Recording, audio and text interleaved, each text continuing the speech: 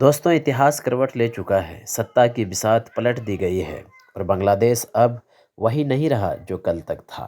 12 फरवरी एक तारीख जिसने 17 साल की सत्ता को और 15 साल के एक तरफा शासन को एक झटके में ख़त्म कर दिया।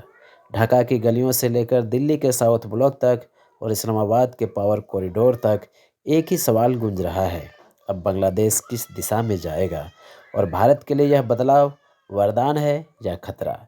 इस वीडियो के 6 पार्ट में बात करेंगे। पार्ट 1, सत्ता का भूकंप।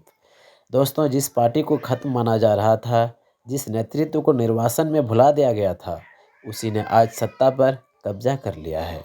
नाम याद रखिए, बांग्लादेश नेशनल पार्टी बीएनपी। 300 सीटों की संसद, 299 सीटों पर चुनाव और 209 सीटों पर एक तरफा जीत। यह जीत नहीं, यह जनादेश है। यह गुस्से की, उम्मीद की और बदलाव की आवाज़ है। और इस सुनामी का चेहरा है तारिक रहमान। 20 साल का राजनीतिक वनवास, लेकिन हौसले में कोई कमी नहीं। देश से बाहर रहकर भी देश की सत्ता तक पहुंच, आज समर्थक इसे कह रहे हैं तारिक रहमान सुनामी। पार्ट 2, शेख हसीना युग का अंत। और दोस्तों, हर सत्ता का एक अंत होता है। आज उस अध्याय का आखिरी पन्ना पलट गया है जिसका नाम था शेख हसीना। 15 साल लगातार सत्ता, एक पार्टी, एक चेहरा, एक सिस्टम। आरोप लगे लोकतंत्र कुचलने के, विपक्ष को दबाने के, चुनाव को औपचारिकता बनाने के। और अब जनता ने फैसला सुना दिया। अब बहुत हुआ। यह सिर्फ हार नहीं है, यह राजनीतिक विदाई है। पार्ट 3, जमात का उभार। Silent power. लेकिन कहानी में एक और किरदार है जो पर्दे के पीछे नहीं रहा। जमात इस्लामी, सत्ता से दूर लेकिन संसद में मजबूती से मौजूद।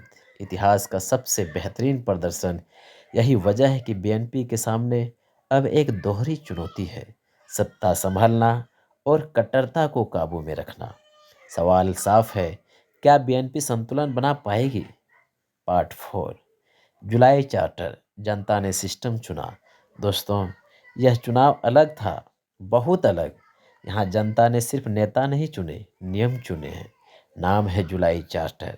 इसमें बड़े संवैधानिक सुधार, बाई कैमेरल लेजिस्लेचर। अब बांग्लादेश में अपर हाउस, लोअर हाउस, मतलब सत्ता पर ब्रेक, कानून पर नज़र, लोकतंत्र पर पकड़। यह बदलाव कहता है अब सिस्टम व्यक्ति से बड़ा होगा। पार्ट 5, भारत की बेचैनी, खतरा या मौका। अब बात भारत की।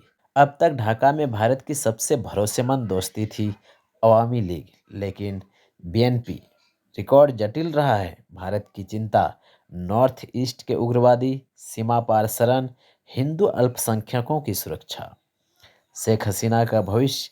लेकिन दोस्तों, डिप्लोमेसी भावनाओं से नहीं चलती। प्रधानमंत्री नरेंद्र मोदी ने तारिक रहमान को बधाई देकर एक साफ संदेश दे दिया। भारत टकराव नहीं, संवाद चाहता है। $8 billion project, connectivity, trade, health. Bharat के पास कार्ड है, अब भारत को बनना होगा पार्टी नेचुरल और पीपुल सेंट्रिक। पार्ट 6, पाकिस्तान का सपना और हकीकत। और इसी बीच पाकिस्तान खामोशी से मुस्कुरा रहा है।